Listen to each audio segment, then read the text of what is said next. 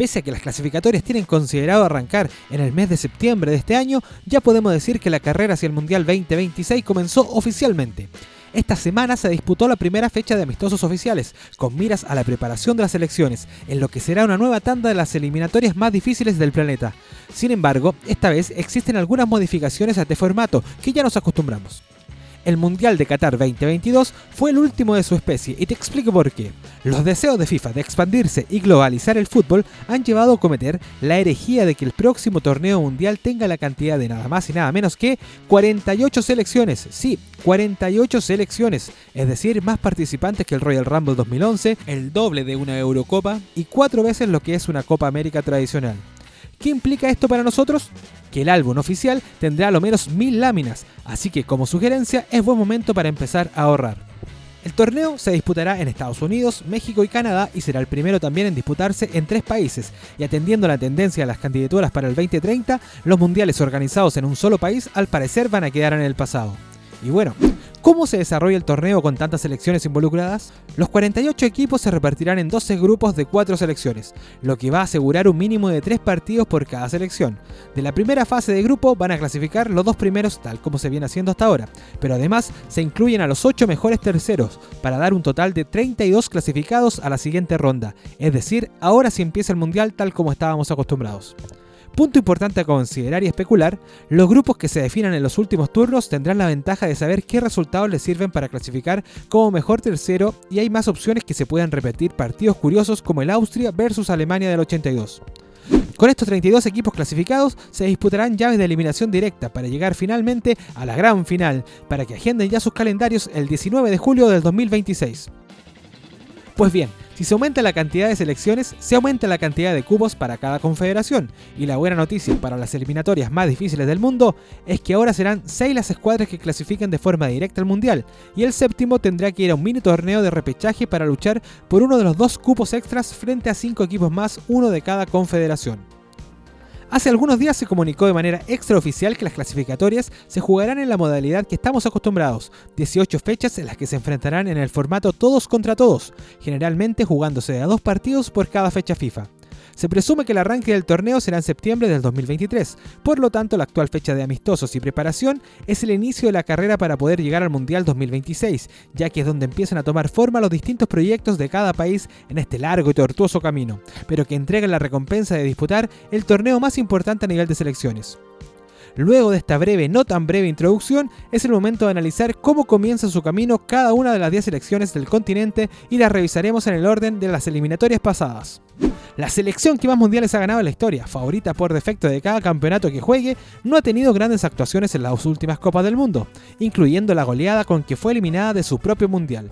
El 2022 en Qatar no fue la excepción. Pese a contar con más de 5 delanteros en el top mundial, se desconcentraron sobre el final del partido con Croacia, quedando fuera de los puestos importantes. Tite dijo adiós luego de un siglo donde disputó 61 partidos y perdió solo 6, y dejó el banquillo de la verde amarela sin un nombre fijo.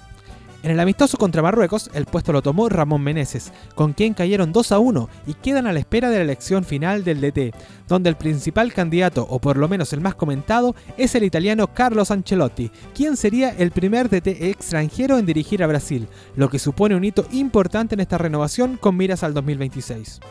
Estamos acostumbrados a que el Scratch no tenga problemas de plantel, empezando con 2 arqueros de nivel mundial como Ederson y Alisson, que tienen la edad para continuar en el arco brasileño. En defensa, los centrales están cubiertos con Militao, Marquinhos y Magalhães, dejando algunas dudas en cuanto a los laterales. Casemiro actualmente tiene 31 años, por lo que puede seguir siendo el líder del mediocampo, junto a nombres como Guimaraes o Danilo, dejando en el ataque al recambio verde-amarelo, comandados por Vinicius Junior y Rodrigo, ambos dirigidos por Ancelotti en el Madrid. Junto a ellos aparecen Antony y Rafinha, y como atacante por el centro tendrían que luchar en el puesto Gabriel Jesús con Richarlison. Caso aparte es Neymar, que actualmente con 31 años tiene la responsabilidad de seguir junto a su selección para intentar volver a llevar nuevamente la Copa a tierras brasileñas tras largos 24 años, que para los del país más futbolizado del mundo es una eternidad. La Escaloneta, actual campeón del mundo. ¿Recuerdan cuando el campeón clasificaba directamente al próximo mundial? Bueno, eso pasó hace mucho tiempo y ahora el seleccionado argentino tendrá que jugar de igual forma las eliminatorias para poder estar presente en Norteamérica y defender su título buscando un histórico tetracampeonato, con la gran interrogante si será con o sin Messi. Los albicelestes se tomaron los encuentros de preparación contra Panamá y Curazao como celebración y reconocimiento del público para sus héroes de Qatar, por lo que las goleadas pasan a segundo plano en cuanto a lo futbolístico. Argentina será el equipo al que todos quieran derrotar a las eliminatorias y, considerando su posición actual, no debería tener problemas en clasificar al Mundial de manera cómoda, considerando que además de ganar el Mundial, también logró encontrar piezas jóvenes que permiten pensar en una buena transición cuando Messi tenga que dejar la selección. Scaloni alargó su contrato hasta el 2026, por lo que de no mediar algún desastre debería liderar el proceso. A nivel de jugadores, se mantiene la base del plantel mundialista, evaluando la continuidad de quizás los más experimentados, como son Messi, Di María y Otamendi, que llegarían al 2026 bordeando los 40 años, pero que para el arranque del camino al Mundial están totalmente considerados. La titularidad de la portería es del Dibu, quien ha aparecido en los momentos claves justificando la devoción de los argentinos por su figura. Y como piezas importantes de la obtención de la Copa, los llamados a tomar la posta en el liderazgo son Lisandro Martínez, Enzo Fernández, McAllister y Julián Álvarez. Con la vista en el futuro se proyecta otra buena generación de futbolistas que ya juegan en equipos importantes del fútbol europeo, como es el caso de Alejandro Garnacho, Lucas Romero y Matías Soulé, entre otros. El último mundial en el que Argentina no participó fue en el del 54 y nada parece indicar que se van a perder otro mundial en un futuro cercano. La dolorosa y polémica eliminación uruguaya del Mundial de Qatar dejó varios damnificados. Primero, de forma directa, las suspensiones de Muslera, Jiménez, Cavani y Godín. Luego, indirectamente, el fin del contrato y la no renovación de Diego Alonso, el DT de los Charrúas. Por todo esto, los amistosos de marzo fueron dirigidos por el que era el DT de la Sub-20 celeste, Marcelo Broly, con resultados favorables por su gira a Asia y a la espera de ser ratificado como DT uruguayo de cara al arranque de las eliminatorias. Sin embargo, en una noticia que remeció el continente, se da prácticamente por hecho que el gran Marcelo Bielsa está listo para ponerse el buzo celeste en lo que sería un golpe a la cátedra de los charrúas. El plantel uruguayo ya no depende de sus históricos, como Godín, Cavani o Suárez, porque ha logrado encontrar savia nueva en su selección, y pese a que los resultados en el Mundial no fueron los esperados, por nombres y actualidad de sus futbolistas, presenta un equipo de primer nivel de cara a las clasificatorias. Pese a no poder contar con Jiménez, el defensor del Atlético de Madrid seguirá siendo pieza clave en la saga junto a Ronald Araujo, quien tampoco pudo estar en esta fecha FIFA por lesión. En la zona del mediocampo y delantera, el desfile de nombre es importante. Federico Valverde asume como líder de esta selección, junto a nombres como Bentancur, de Arrascaeta, de la Cruz, Pelistri o Manuel Ugarte, todos ya con experiencia y aprendizaje de haber estado presentes en el fracaso de Qatar 2022. Mención especial para Darwin Núñez, el ariete del Liverpool que carga con la responsabilidad de ser el sucesor de la dupla comandada por Luis Suárez y Edison Cavani. La selección ecuatoriana fue la sorpresa y revelación de la pasada clasificación al Mundial, y pese a un gran inicio en el máximo certamen, finalmente no pudo pasar la ronda de grupos. Esto trajo consigo la despedida de Gustavo Alfaro para dejar el paso a Félix Sánchez, quien entrenó a la selección local en el pasado Mundial sin lograr sumar algún punto. El debut de Sánchez fue de dulce y de agraz, en un par de partidos frente a Australia como visitante, donde logró una derrota y un triunfo. La base de la selección ecuatoriana que disputó el Mundial pasado se mantiene intacta, ya que la gran mayoría de los que fueron titulares disputarán la totalidad de las eliminatorias rumbo al 2026, siendo las únicas excepciones el arquero Galíndez y su capitán y figura Ener Valencia, quienes se acercan ya a los 35 años. Ecuador logró conformar una columna de jugadores de proyección, como es el caso de Piero Hincapié, Estupiñán, Méndez, Caicedo, Gonzalo Plata, Kevin Rodríguez o Alan Franco, que todavía no superan los 25 años.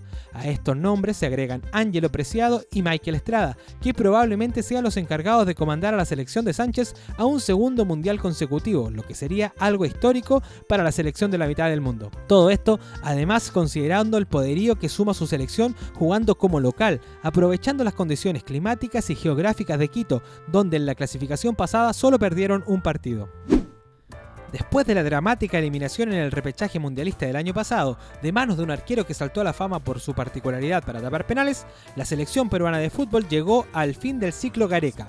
El Tigre, desde su llegada en el 2015, le devolvió la competitividad a una selección cuyo logro más importante fue clasificar a Perú a una Copa luego de 36 años y estar muy cerca de 2 consecutivas, además de quedar entre los 4 primeros en 3 de las 4 Copa América disputadas. El encargado de tomar la posta del Tigre es el peruano Juan Reynoso, quien tuvo un partido para el olvido frente a Alemania en el primero de los 2 amistosos disputados. Un esquema y forma de jugar muy cuestionada por hinchas y prensa peruana. Terminó convirtiendo en figura al portero galese y perdiendo solamente por 2-0. En el segundo amistoso, Perú volvió a la línea de 4, mostrando un fútbol más conocido, pero que aún no logra convencer ni genera tanta ilusión como sí lo fue con la selección de Gareca. Como la mayoría de las selecciones de América, el arco es un puesto que ya tiene un dueño y no parece que fuera a cambiar con la figura de Pedro Galese. En defensa, la curva decreciente de la edad afecta a consolidados como Advíncula, Zambrano y Trauco. Pese a que siguen siendo titulares, tendrán más de 35 años sobre el cierre de las eliminatorias. Lo mismo pasa en el medio campo con Yoshimar Yotun, Carrillo y en ataque con Ruiz Díaz o La Padula. Como se puede apreciar, la columna de la gran generación peruana pide recambio, y por lo visto en amistosos de marzo siguen recurriendo a los mismos nombres sin poder exhibir alternativas importantes de cara a lo que será el camino que comienza en septiembre con las clasificatorias. En la pasada edición quedaron a un punto de la zona de clasificación. La selección cafetera pagó caro la falta de gol que los tuvo por 6 partidos consecutivos sin marcar un gol, lo que finalmente los terminó dejando fuera de Qatar. El argentino Néstor Lorenzo fue el elegido para comandar la selección Colombia en la aventura de llegar a Norteamérica, para lo cual la palabra que ronda en la mayoría de los combinados en este resumen es recambio.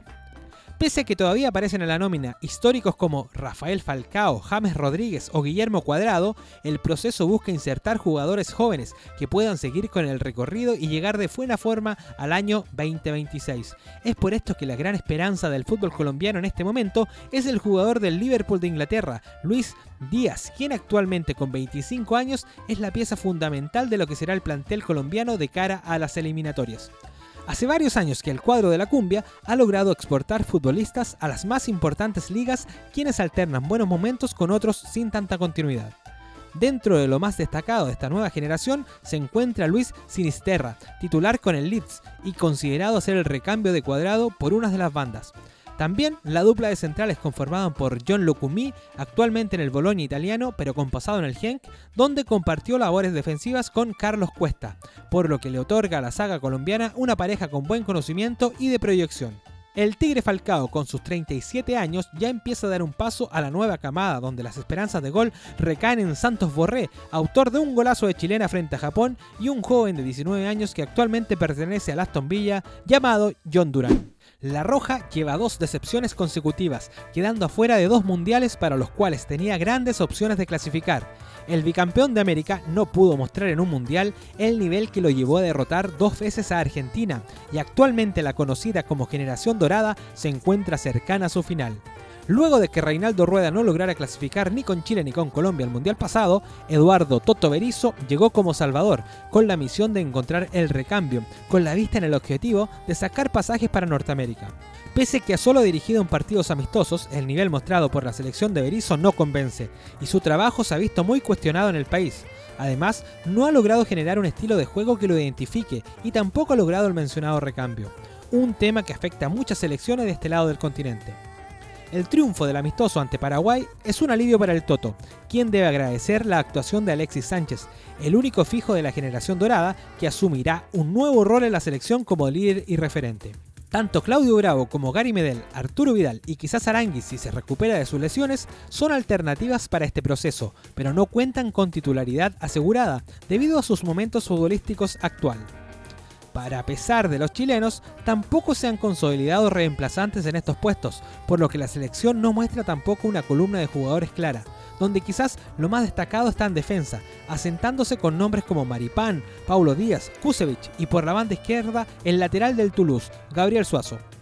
En el mediocampo aún no hay nombres que aseguren la titularidad y la aparición de Brent Brereton, probable fichaje del Villarreal con 23 años, es lo más destacado en el presente actual de La Roja. Los guaraníes no logran clasificar a un mundial desde la actuación en Sudáfrica 2010, donde estuvieron muy cerca de derrotar a España, que sería el campeón de esa edición. Luego de ese mundial no lograron volver a tener una generación como la que conformaron figuras tales como Justo Villar, Roqueta Santa Cruz, Nelson Aedo Valdés o Lucas Barrios. El recambio no llegó y peor aún, ocuparon el último lugar camino a Brasil 2014. Además, para Rusia y Qatar quedaron lejos de la zona de clasificación.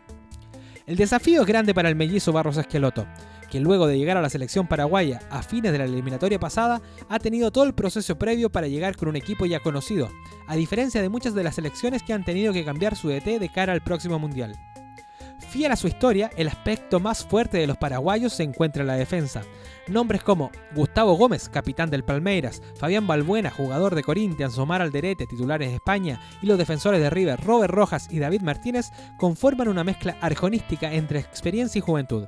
Sin embargo, en ataque no se vislumbran grandes nombres, donde las miradas recaen en el atacante del Newcastle, Miguel Almirón, quien está pasando por su mejor momento en el fútbol inglés y ahora debe asumir el liderazgo de una selección que aspira a volver a un mundial. Actualmente los hermanos Romero no están en buen presente y la carta a futuro en la que están puestas las esperanzas se llama Julio Enciso, que con 19 años ya suma minutos en la Premier League, además de un gol. Otro nombre a seguir es el volante de Racing Matías Rojas, de 27 años. La selección altiplánica cumplirá más de 30 años sin asistir a un torneo mayor del fútbol, y en todos estos años el puesto más alto que logró fue el 7º lugar rumbo a Corea y Japón.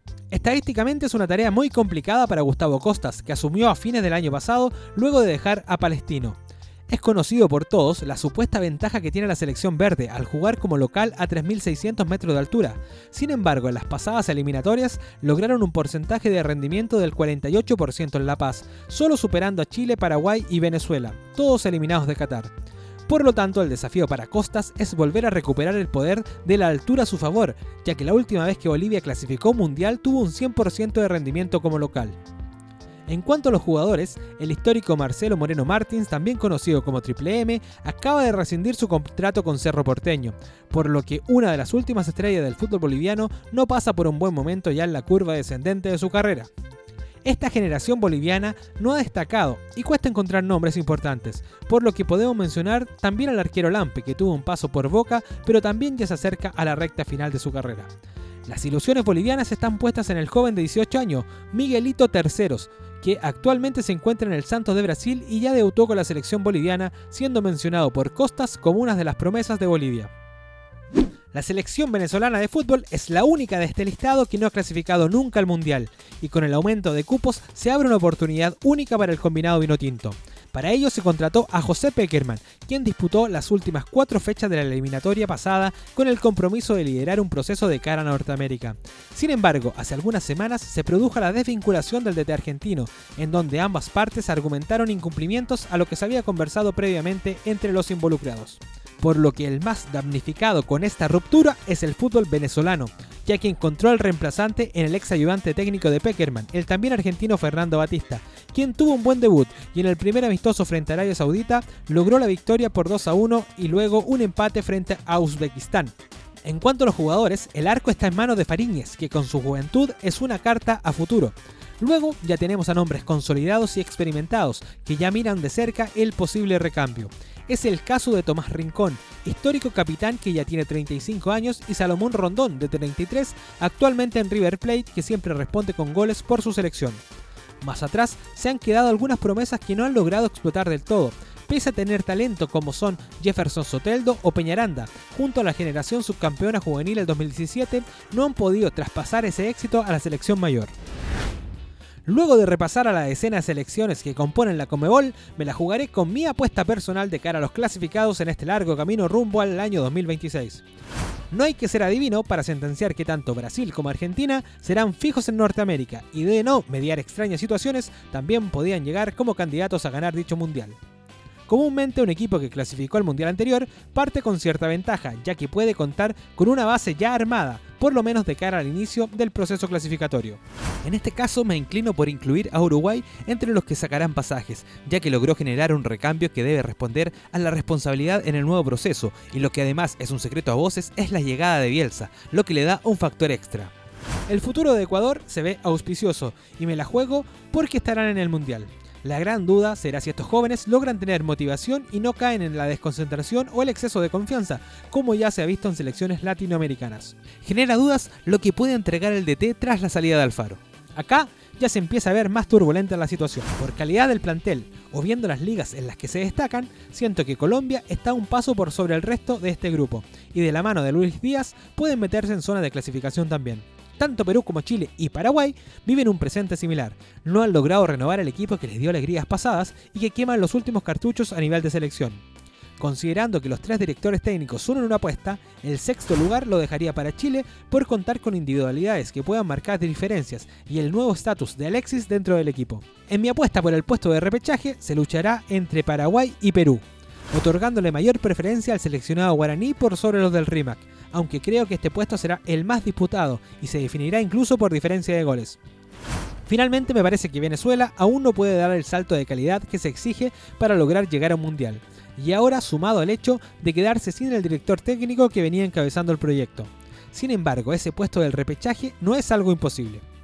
Finalmente, Bolivia, que de acuerdo a lo señalado por Costas, busca impulsar nuevos valores en la selección, así que el proceso quizás esté más enfocado en el 2030, donde una posibilidad indica que el mundial será muy cerca.